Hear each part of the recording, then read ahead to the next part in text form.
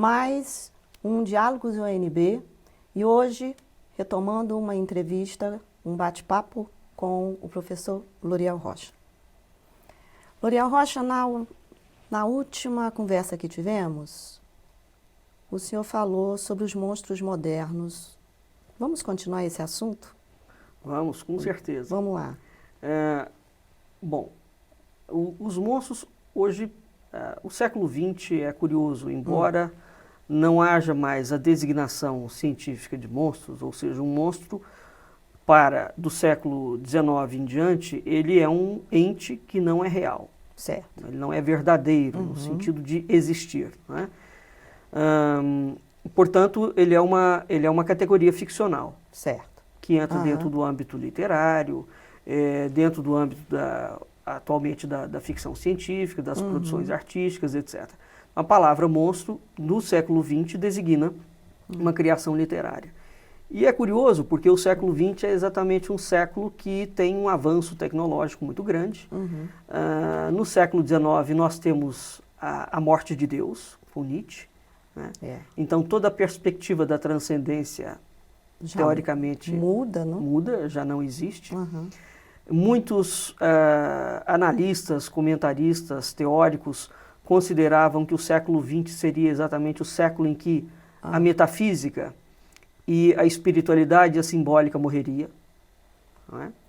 E é interessante porque à medida que parece que quanto mais avança a perspectiva do campo da tecnologia, nós temos um retorno. O retorno à espiritualidade. À espiritualidade, à profusão das religiosidades. Certo. E os monstros voltam.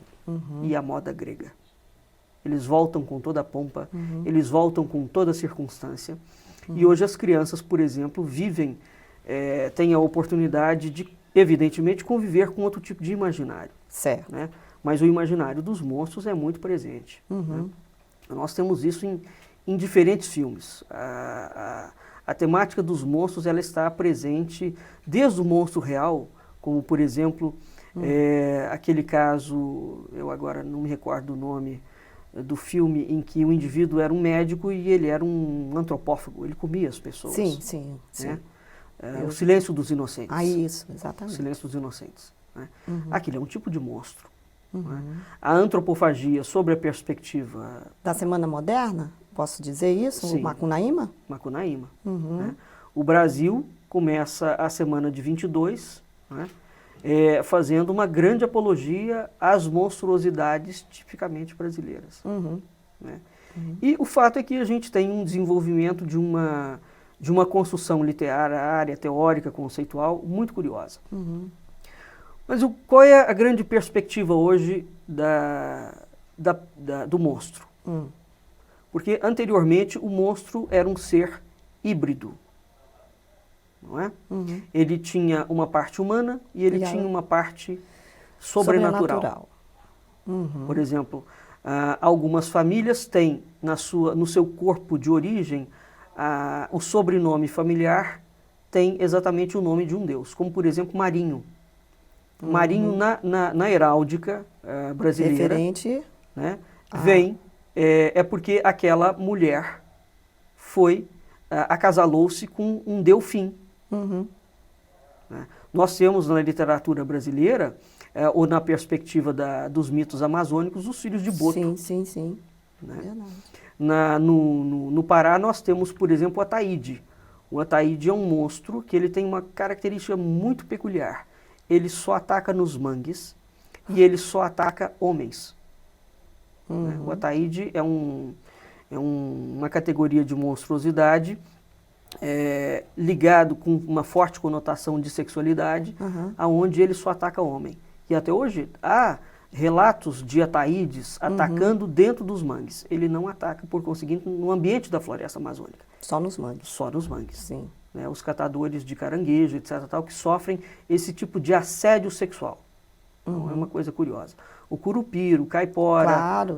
O saci-pererê, Monteiro Lobato, com todas o boitatá, as histórias. O Monteiro Lobato, que fez essa recolha junto com o Câmara Cascudo. Sim. Né, as recolhas do nosso folclore, do folclore brasileiro, que enquadra-se perfeitamente em toda essa categoria das maravilhas da natureza. Certo. Né? Então a riqueza que existe presente dentro do âmbito folclórico brasileiro é imensa. Sim, sim. Mas existe um ponto fundamental em relação aos monstros no século XX. A tecnociência, Certo. ou a hiperciência. Né? Quando foi lançado, há décadas atrás, aquele filme do Robocop, e teve um relançamento ano passado, né? Jamais podíamos imaginar que aquilo aconteceria. Que aquilo né? acontecesse. Né? Quer dizer, o que é o Robocop? Ele é um soldado que, em confronto com bandidos, é praticamente destruído, tem o seu corpo destruído, e fica, o que fica dele? A cabeça e a medula. E ele é recomposto. Reconstruído. Ele é reconstruído. Muito bem. O que nós temos hoje? Está previsto para 2017 o primeiro transplante de cabeça do mundo. Como assim, Loriel? Sim. O primeiro transplante de cabeça. Será feito na Itália, por uma equipe. Eles já vêm fazendo alguns experimentos dentro desses processos. Já transplantaram cabeças de macacos, né? Mas... Uma cabeça de um corpo implanta em outro macaco. Não foram bem sucedidos porque como é que você vai anexar a cabeça à medula? Pois é. O problema é a medula. Sim. Não é? No caso desse transplante de cabeça, é algo que os dados não saem, evidentemente, porque isso corre sob sigilo, mas sabe-se, está previsto para 2017. Daqui a uns 2 anos. Nós teremos existe um indivíduo que tem uma teratologia gravíssima, oriunda de uma doença. Ele está vivo? Ele está vivo. Oriundo de uma doença degenerativa, em que ele tem a cabeça e praticamente parte dos ombros. Então metade isso do tronco. Aqui metade até do tronco. Aqui. Sim, mais ou menos. E mais nada? Mais nada. Como que ele tem uma sobrevive, doença degenerativa. Não. Não é? E o que vai ser feito? Vai pegar a cabeça dele e transplantar em um outro corpo. Um corpo humano. Inteiro, evidente. Inteiro, Nossa, evidentemente. Que coisa. Inteiro, evidentemente. A questão é, entre outras coisas, como é que a medula dele é inexistente. Então, como é que você vai encaixar aquela cabeça, por exemplo, no outro corpo? Certamente vai se utilizar a medula do corpo morto, juntamente com o corpo inteiro. Isso é a hiperciência. É, de certa forma, a reedição do Robocop. Não é? Em que você tem... De certa forma, sim. De certa forma. Ou até mesmo, né? Nós temos, por exemplo, transplantes de face que já têm sido feitos há muito tempo. Certo. O que está por trás dos dados da hiperciência hoje no campo da monstruosidade é o seguinte, que é uma questão da bioética. Certo. Esse ser humano continua sendo ele mesmo? No Brasil, por exemplo, a legislação brasileira, para você ter identidade, é a sua impressão digital que vale. Qual digital que ele vai ter? Qual digital que ele vai ter? Se ele tem outra cabeça. Uma cabeça num corpo, de um corpo, e o corpo de outro corpo. Então, o que configura? O cerne dessa discussão é o seguinte, até onde eu posso desconstruir o ser humano e ele permanece sendo ele, enquanto identidade?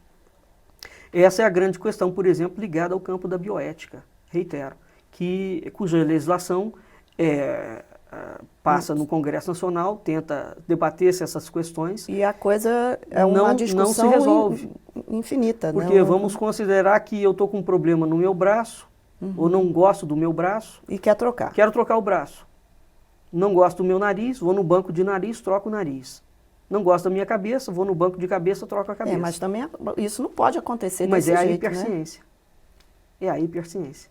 A partir do momento que o homem é corpo, e ele não tem nada além de corpo, o homem foi reduzido ontologicamente à categoria de um liquidificador. Ele é uma peça. A minha peça deu defeito, eu tenho um coração, eu troco. Então, aqui não interessa se eu vou substituir o coração humano por outro coração humano. Eu posso entronizar um coração de porco. Certo? Eu posso entronizar uma máquina, mas a questão por trás disto é até onde eu posso desconstruir o corpo humano e você, Lúcia Helena, permanece sendo você, Lúcia Helena.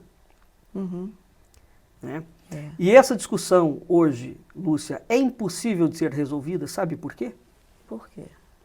Porque há 200 anos nós não temos definição conceitual de ser humano. É verdade, você escreveu um artigo sobre isso. Sim, nós não temos Verdade. definição conceitutal. Uhum. E é a partir desta indefinição conceitual que surgem outros conceitos, como, por exemplo, de consumidor. Certo? Eis a moda, né? Como o de consumidor, Uhum. em que eu não valho mais pela minha parcela de transcendência. Porque ela já não existe. Ela não existe, ela começa a não existir Sim, no sim. Renascimento e essa ruptura aprofunda-se nos últimos 200 anos. Né? Então, o grande problema que envolve hoje, toda a parte que, entre outras áreas, engloba o campo da medicina, da cirurgia, da anatomia, né? É exatamente o estudo. Então, a pergunta que eu lhe faço é, este ser humano completamente reconstruído é ou não um monstro? É um Frankenstein. Eu não consideraria como Ele não é ser uma teratologia, Sim, certo? mas também não é o ser na sua inteireza. Exatamente. Ele não é uma teratologia, porque a teratologia tem causa genética ou causa ambiental, normalmente. Sim. Né? Sendo que mais 60% das causas teratológicas, o gene, por alguma razão, enlouquece. Então, dizem que, segundo os técnicos, 60% das teratologias, ou seja, uma anomalia real, a pessoa nasceu com aquela anomalia. Aquele É um defeito. nasceu com aquele defeito. Uhum. Veja que este tipo de ser, que eu pego a cabeça de um corpo e coloco em outro corpo, não é uma teratologia. É uma monstruosidade. Certo? Agora, claríssimo. Ficou claro? Ficou claríssimo a definição, Ao menos né, é assim entre que eu teratologia entenderia. e monstruosidade. Sim. É. Embora o monstro, na perspectiva do século XVI, não era uma criatura construída. Era imaginária. Ele era um ente real, só que ele não era construído em laboratório. Ah, claro. Mas nós certo, temos sim, ao longo da hoje, história, por exemplo, alguns como Paracelso, como o caso célebre de Paracelso e do próprio Newton, que tentam fazer o homúnculo, certo. que é um ser criado em laboratório. Né? Então a ciência hoje consegue criar. Você já viu, por exemplo, porco fosforescente? Não. Pois é, já existe. É um porco em que eles cruzaram o gene do porco com o gene de alga. Os chineses fizeram isso. Algas. E o porco é verde. Quando está no escuro, ele é fosforescente. O nariz é fosforescente, mas as orelhas, que objetivo? É só para São pesquisar? experimentações. Os canadenses criaram a cabranha. É a cruza de cabra com aranha. Ué, como é que é a figura dessa cabranha? Então, a cabranha foi criada para... A teia da aranha é muito elástica e tem uma rigidez muito consistente. Né? Então, teoricamente, o produto resultante, por exemplo, um plástico, uma cadeira, qualquer coisa do gênero feito em laboratório, com uma cruza desse gene seria muito mais resistente. Né? Mas aí como é que fica a natureza? Não criou-se um ser, mas criou-se alguma coisa que é o resultado do gene do cabra com a aranha. Sim. Então, é uma reconstrução total e absoluta. Veja que o século XX... Gente, a cabeça do homem é Sim. monstruosa. Sim. Né? Para Nós estamos... fazer esse tipo de trabalho, de pesquisa, de experimentação, o homem é um monstro. Aí nós devemos nos lembrar das literaturas do início do século XX, o Aldous Huxley, né? O Admirável Mundo Novo, em que os homens serão feitos em laboratórios. Um casal vai poder chegar e escolher a cor, o sexo, a identidade, os olhos do filho. Né? Bom, mas se os pais têm olhos azuis, por exemplo, não tem nenhum tipo de gene recessivo, tem olhos negros, não tem nenhum tipo de gene recessivo, baseado em que critério eles vão poder selecionar um filho de olhos azuis, por exemplo? Um pai negro poderá escolher um filho branco? Mas um pai chinês poderá escolher um filho nórdico? Com aquele tipo de característica nórdica. Então veja que é para aí que a chamada hiperciência está avançando. E o que nós temos aqui é uma redefinição ontológica do ser humano. Uma reconstrução total. Né? E que se perde a noção Total. do ser humano. Sim. O ser do ser humano está diluído nisso aí. E o mais importante disso é o seguinte: hoje, essa estrutura anatômica que o homem tem, quantos milhões de anos a natureza levou para Pra construir. construir? Uhum. Então, a estrutura anatômica que o homem tem não é dissociada da natureza em si. Uhum. A partir do momento que o homem começa a fazer uma sequência de interferências no próprio corpo, quem é que garante que essa estrutura interferida manter-se-á constante? Não há nenhuma garantia nisso. Muito pelo contrário. Sim. Todos os experimentos genéticos que foram feitos com supressão de DNA, como por exemplo as canas de São Paulo, em que você seleciona o gene para a cana ficar mais doce, elas são passíveis de doenças terríveis. Porque o ser humano não tem o botão da vida. Para aquilo que está sendo oferecido a ele nesta nova cana, digamos assim. Sim, Ele mas o ser humano não é o criador da vida. Exatamente. Não é? Isso. Quem criou? Não interessa se é Deus ou se é o fruto do Big Bang. O fato é que a vida não é construção humana. Uhum. O homem é um ente dentro do campo da vida. Agora eu lembrei de Spinoza, né? Sim, Deus é, sim, existe. nós somos manifestações da substância. Claro. Né? Então, e isso nessa nova ciência, né? Nessa hiperciência, hiperciência, ela não existe. não existe. Ela não existe. E ela está respaldada por leis. Por leis. Porque as leis dos países, então, se a lei vigorar, né, e adotar aquilo como critério científico, Certo. será critério científico. E Tudo será é um implementado. comércio. É um mundo É o que a lei da permite. loucura do século XXI. Do século XXI, que certamente deve dar claramente algum tipo de problema mesmo. Né? Éticos, como é que nós vamos... né? Sim, porque aí eu vou pegar todas as girafas, eu vou reconstruir as girafas, eu vou reconstruir os rinocerontes. Eu posso ter, por exemplo, fazendas de animais criados especificamente para serem suporte de transplante.